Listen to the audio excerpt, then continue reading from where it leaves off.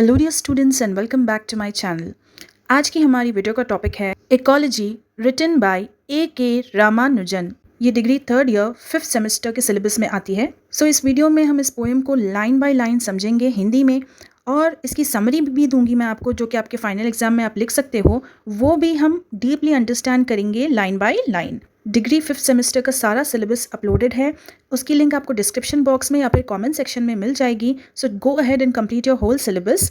सो poem का नाम है इकोलॉजी। इकोलॉजी एक तरह का साइंस का ब्रांच होता है। So it is a branch of biology. वो एक तरह की स्टडी होती है। तो ये ब्रांच ऑफ बायोलॉजी स्टडी करती है रिलेशनशिप्स। रिलेशनशिप एक ऑर्गेनिज्म का दूसरे ऑर्गेनिज्म के साथ कैसा है, और एक ऑर्गेनिज्म का उसकी सराउंडिंग के साथ रिलेशनशिप कैसा है। तो ये स्टडी करता है इकोलॉजी सब्जेक्ट। अब यहाँ पर इस पोएम का नाम है इकोलॉजी। इस पोएम इकोलॉजी में जो A.K. रामानुजन है वो प्यार बताते हैं अपनी माँ के प्रति।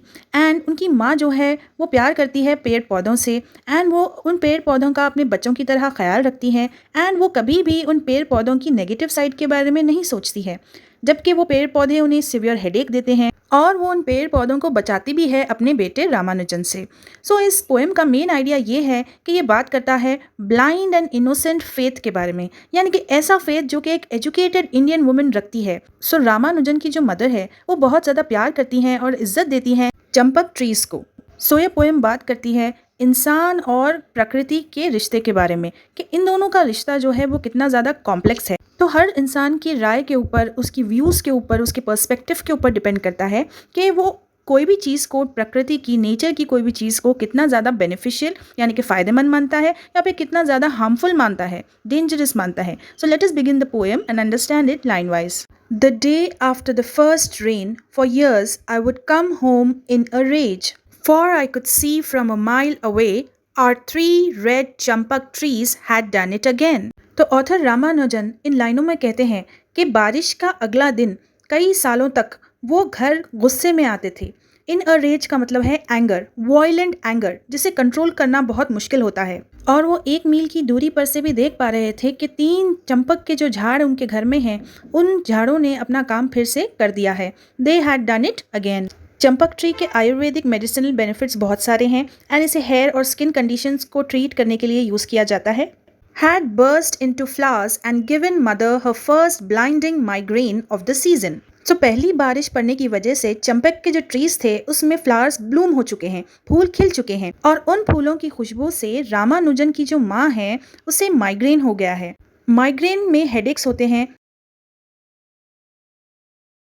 एंड ब्लाइंडिंग माइग्रेन का मतलब है कि कुछ समय के लिए आपकी आंखों के सामने अंधेरा सा छा जाता है और बहुत ज्यादा पेन और सफरिंग होता है हेडेक में। With the street long heavy hung yellow pollen fog of a fragrance no wind could shift.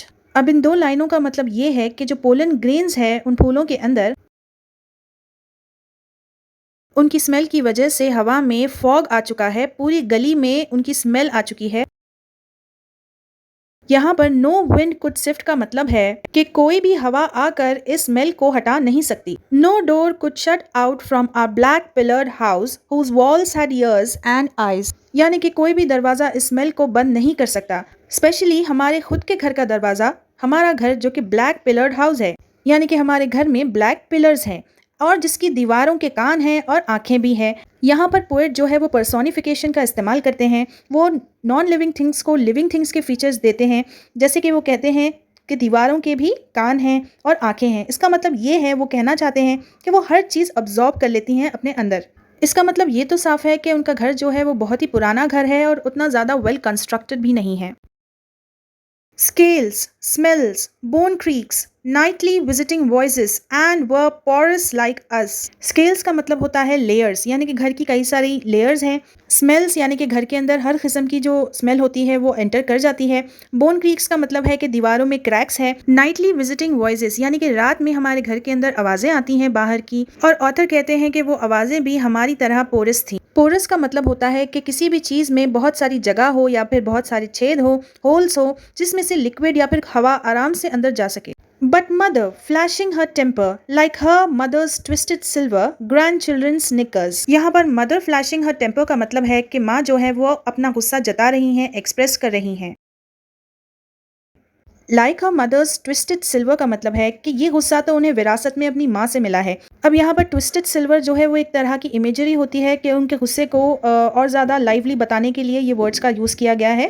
Twisted silver का मतलब है बहुत ज़्यादा शाइनी ब्राइट। तो मदर का जो गुस्सा है उसे ट्विस्टेड सिल्वर की तरह कंपेयर किया गया है और ग्रैंड चिल्ड्रन की निकर्स की तरह यानी कि ग्रैंड चिल्ड्रन के ट्राउजर्स की तरह। Wet as the cold pack on her head would not let us cut down a flowering tree। यानी कि माँ ने अपने सर के ऊपर एक ठंडा सा आइस पैक लगाया है या फिर कोल्ड का कोई पैक रखा है और उन्हें पसीने जा रहे हैं। Wet as the cold pack on her head, पसीने जा रहे हैं तकलीफ से क्योंकि उन्हें माइग्रेन हो रहा है जिसमें बहुत ज़्यादा पेन होता है। वो इतनी तकलीफ में है लेकिन फिर भी वो हमें इन झाड़ों को काटने नहीं देगी जिनमें चंपक के फूल उगे हैं। यहाँ पर फ्लावरिंग ट्री का मतलब होता है डीपली रूटेड कनेक्शन है उनकी ज़िंदगी में इन फूलों का, और वो बहुत ज़्यादा इज्जत करती हैं नेचर की, हेरिटेज की, ट्रेडिशन की और इस बात की भी कि किस तरह वो नेचर से कनेक्टेड है। Almost as old as she seeded she said by a passing birds providential droppings. तो ये पेड़ उतना ही पुराना है जितनी ओल्ड मेरी माँ है। इसमें कोई डाउट नहीं है कि उन्होंने ही इन सीड्स को ग्रो किया है पौधों में, ट्रीज में।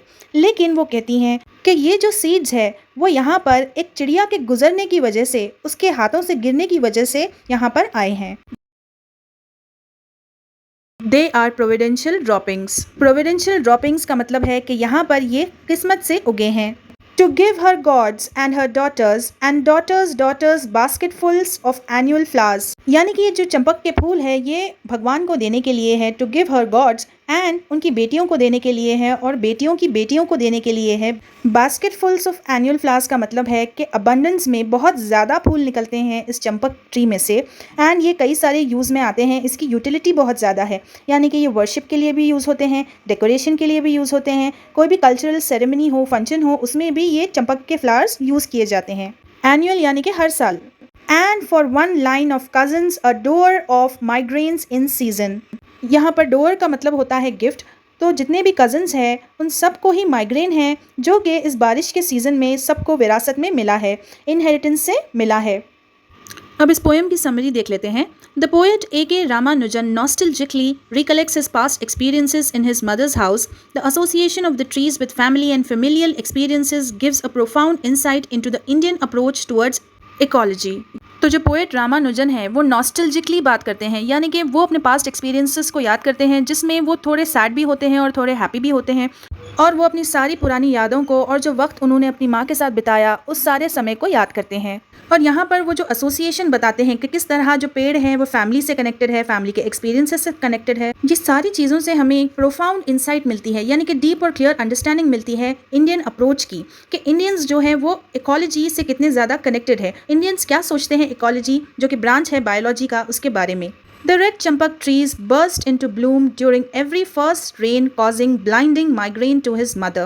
The angry poet wanted to cut down the trees, but the mother used to attach some sentiment to the trees to stop her son from felling them.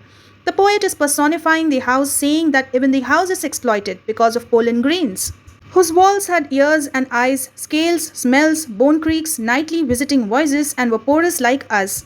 तो यहाँ पर रामानुजन कहते हैं कि रेड चंपक के झाड़ उनके घर में थे, उनके घर के गार्डन में थे और वो ब्लूम करते थे, वो खिल जाते थे हर बारिश के सीज़न में, और जिसकी वजह से उनकी माँ को ब्लाइंडिंग माइग्रेन हो जाता था। तो रामानुजन जो है उन्हें बहुत ज़्यादा गुस्सा आता था कि इन झाड़ों की वजह से, इन झाड़ों के फूलों की वजह से उनकी माँ को इतनी ज़्यादा तकलीफ़ हो रही है। तो वो डिसाइड करते हैं कि वो इन झाड़ों को कटवा देंगे, लेकिन माँ जो है वो रोक देती है अपने बेटे को क्योंकि उन्हें अटैचमेंट है, कुछ सेंटिमेंट्स है इन पेड़ पौधों के साथ। तो यहाँ पर पोएट रामानुजन पर्सोनिफिकेशन का इस्तेमाल करते हैं। पर्सोनिफिकेशन यानी कि आप नॉन लिविंग थिंग्स को लिविंग थिंग्स की तरह फीचर्स दे दो। तो वो यहाँ पर कहते हैं कि उनका जो घर है वो बहुत ज़्यादा एक्सप्लॉइटेड है, यानी कि उनके घर का इस्तेमाल किया जा रहा है बिकॉज ऑफ पोलन ग्रेन्स जो कि उन चंपक के फूलों में से स्मेल डालते हैं। अब वो जो स्मेल है वो उनके घर के अंदर आ जाती है। वो कहते हैं कि हमारे घर के पास तो कान भी है, आँखें भी हैं, उसमें लेयर्स भी है, उसमें स्मेल भी आ जाती है, उसमें क्रैक्स भी है, उसमें बाहर की आवाज़ें भी आती हैं, और हमारा घर कम्प्लीटली पोरस है, यानी कि उसमें बहुत सारे छेद हैं जिसमें से आराम से लिक्विड या फिर कोई भी हवा आ जाती है। The pollen wafted in the air all around and in some rare cases cause migraine to some people. Women wear them in their hair passionately. This is the bond of the red champaks with humans. The poem depicts the enduring love of a middle-aged woman to the tall champak trees in her yard.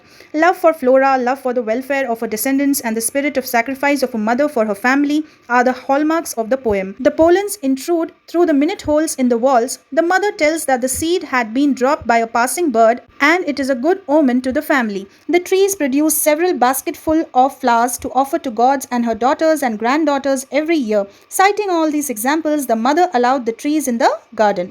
तो poet कहते हैं कि हवा में pollen वॉफ्ट है, यानी कि pollen grains की जो स्मेल है वो हवा में बहुत ही जेंटली पास हो रही है और बहुत ही रेयर केसेस में कुछ लोगों को माइग्रेन होता है इसकी स्मेल से।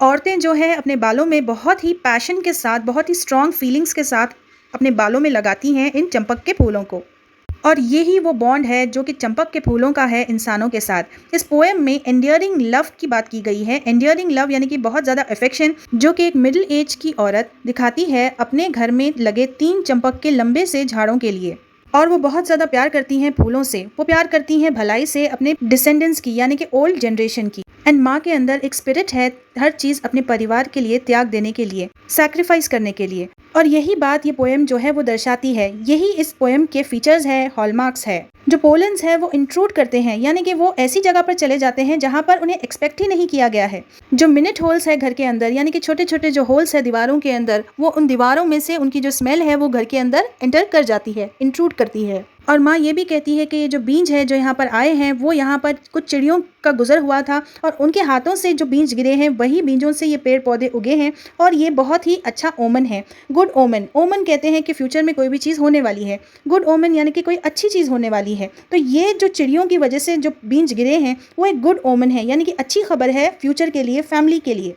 और हर साल ये जो पेड़ हैं वो बहुत सारे फूल देते हैं जो कि कई सारे चीज़ों में इस्तेमाल किए जाते हैं, जैसे कि गॉड्स को ऑफर करने के लिए, या फिर बेटियों को देने के लिए, या फिर बेटियों की बेटियों को देने के लिए हर साल। और ये सारे एग्जाम्पल्स को देखते हुए मदर जो है वो ट्रीज़ को गार्डन में रहने देती है, वो उन ट्रीज़ को कट नहीं करने देती। तो कैसी लगी आपको ये poem ecology by A.K. Ramanujan? Do mention in the comment box below, and in the description and in the comment section you can find the playlist for degree 5th semester English, all lessons and grammar as well. Don't forget to hit the bell icon so that you'll be notified each time I upload a video.